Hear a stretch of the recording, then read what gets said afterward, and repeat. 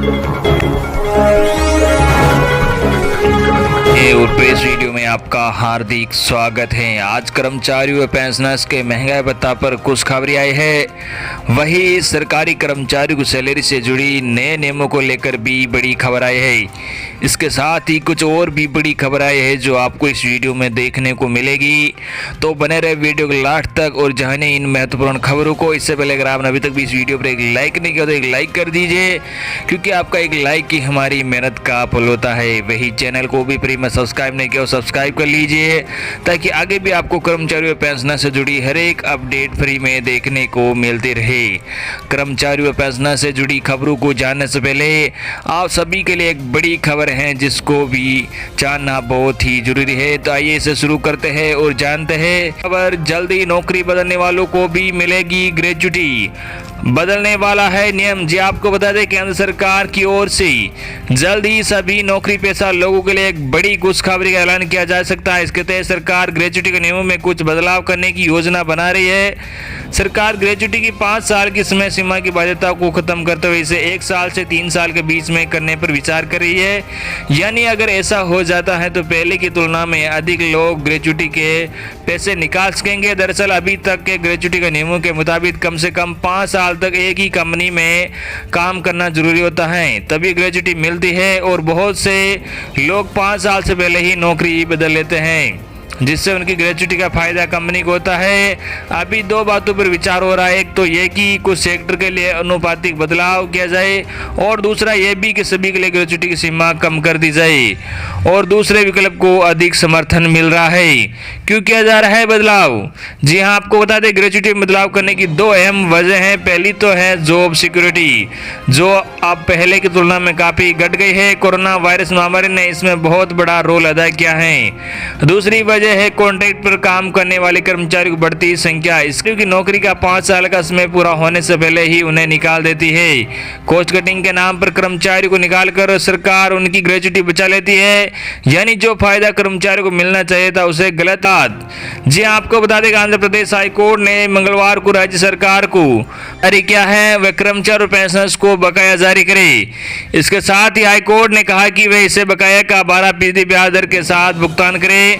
Court ने कहा कि इस पूरी प्रक्रिया में 2 महीने से अतिरिक्त समय नहीं लगना चाहिए। साथ ही कोर्ट ने 50% वेतन कटौती के सरकार के फैसले को भी रद्द कर दिया है। हाईकोर्ट ने यह आदेश विशाखापट्टनम के सेवानिवृत्त न्यायाधीश कोमेश्वरी द्वारा दायर एक लेखक की याचिका पर सुनवाई के दौरान जारी किया है। कोरोना वायरस महामारी को देखते हुए मार्च के बाद से कर्मचारी के वेतन में 50% वापस की कटौती की गई है।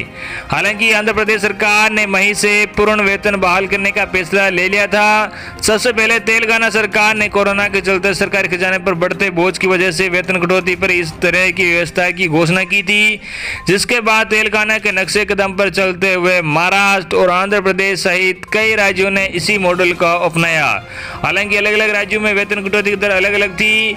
2 दिन पहले कर्मचारी संघों के नेताओं ने कहा कि उन्होंने मुख्यमंत्री को इस समस्या से अवगत कराया था। उन्होंने आश्वासन दिया था कि बकाया का जल्द ही भुगतान किया जाएगा। बावजूद इसके इस महीने वेतन 3 दिनों की देर के साथ जमा किया गया है और सेवानिवृत्त कर्मचारियों को 1 सप्ताह देर से पेंशन मिली थी। इन कर्मचारियों की सैलरी में भी इजाफा। जी आपको बता दें कोरोना संकट के बीच केरल के मुख्यमंत्री ने कर्मचारियों के लिए बड़ी घोषणा की है। केरल के मुख्यमंत्री पिनराई विजयन ने घोषणा की है कि राष्ट्रीय स्वास्थ्य मिशन के कर्मचारियों का पारिश्रमिक इंसेंटिव और जोखिम भत्ता बढ़ाया जाएगा। सीएम ने कहा कि यह फैसला अनुबंध और दैनिक आधार पर कार्यरत कर्मचारी दोनों पर ही लागू होगा। अगली बड़ी खबर, सरकारी कर्मचारियों के लिए बड़ी खबर। केंद्र सरकार ने बदल दिया सैलरी से जुड़े अहम नियम। जी आपको बता दें कि कार्मिक लोक शिकायत और पेंशन मंत्रालय के कार्मिक और प्रशिक्षण विभाग डीओपीटी ने केंद्र सरकार के कर्मचारियों के लिए वेतन की सुरक्षा को लेकर ऑफिस मेमोरेंडम जारी किया है। इसमें कहा गया है कि 7वें वेतन आयोग के मद्देनजर केंद्र सरकार में डायरेक्ट भर्ती के जरिए अलग अलग सेवा या कैडर में नए पद पर नियुक्ति होने के बाद कर्मचारी को वेतन की सुरक्षा मिलेगी। यह सुरक्षा 7वें वेतन आयोग के एपार 22B1 के तहत मिलेगी। जिम्मेदारी होने या नहीं होने पर भी मिलेगा पे प्रोटेक्शन। ऑफिस मेमोरेंडम में कहा गया है कि 7वें केंद्रीय वेतन आयोग की रिपोर्ट और सीसीएस आरपी नियम 2016 के लागू होने पर 8 ने एफआर 22B1 के तहत किए गए प्रावधानों के तहत केंद्र सरकार के ऐसे कर्मचारियों को प्रोटेक्शन ऑफ पे की इजाजत दी है जिनकी दूसरी सेवा या कैडर में प्रोबेशनर के तौर पर नियुक्ति हुई है। ये प्रोटेक्शन ऑफ के हर हाल में केंद्रीय कर्मचारी वेतन सुरक्षा देगा, चाहे उनके पास ज्यादा जिम्मेदारी हो या नहीं। यह आदेश 1 जनवरी 2016 से प्रभावी माना जाएगा। मंत्रालय और विभागों की ओर से किया गया था आग्रह। जी आपको बता दें कि डीओपीटी के ऑफिस मेमोरेंडम में कहा गया है कि एपार 22B1 के तहत प्रोटेक्शन ऑफ पे को लेकर मंत्रालय या विभागों से मिले कई रेफरेंस के बाद इसकी जरूरत महसूस की गई कि केंद्र सरकार के ऐसे कर्मचारी जो तकनीकी तौर पर इस्तीफा देने के बाद केंद्र सरकार के अलग सेवा या कैडर में नए पद पर सीधी भर्ती से नियुक्त होते हैं, उन्हें सातवेतन आयोग के तहत वेतन निर्धारित करने के लिए दिशा निर्देश जारी किया जाए। प्रोबेशन पर नियुक्त हुए कर्मचारी के लिए है यह नियम। जी आपको बता दें कि एपार 22B1 के प्रावधानों में कहा गया है कि यह नियम उस सरकारी कर्मचारी के वेतन को लेकर है जो दूसरी सेवा या कैडर में प्रोबेशन पर नियुक्त हुआ है और उसके बाद उस सेवा में स्थायी तौर पर नियुक्त किया गया है। प्रोबेशन की अवधि के दौरान वे न्यूनतम टाइम स्केल पर वेतन निकालेगा या सेवा या पद की प्रोबेशनरी स्टेज पर निकासी करेगा। प्रोबेशन की अवधि के खत्म होने के बाद सरकारी कर्मचारी वेतन सेवा के टाइम स्केल या पद में तय किया जाएगा। इसे नियम 22 या नियम 22C को देखते हुए किया गया है। अगली बड़ी खबर महंगाई भत्ता को लेकर मिल सकती है खुशखबरी, जल्द बड़े फैसले की उम्मीद। जी आपको बता दें केंद्र सरकार के कर्मचारियों के लिए अच्छी खबर है। महंगाई भत्ता डीए में बढ़ोतरी की उम्मीद है। केंद्र सरकार के कर्मचारियों के लिए जुलाई 2020 से जनवरी से जून 2020 की अवधि के लिए डीए में इजाफा होने की उम्मीद कर रहे हैं। हालांकि इस संबंध में केंद्र सरकार की ओर से कुछ नहीं बताया गया है। श्रम मंत्रालय के अखिल भारतीय उपभोक्ता मूल्य सूचकांक के अनुसार जनवरी से जून 2020 की अवधि में मुद्रास्फीति 2% बढ़ी है। रिपोर्ट के अनुसार बढ़ती महंगाई को देखते हुए केंद्र सरकार अपने कर्मचारियों को जल्द ही डीए में बढ़ोतरी की खुशखबरी दे सकती है। विशेषज्ञ डीए में अभी 3% के इजाफे की उम्मीद की जा रही है।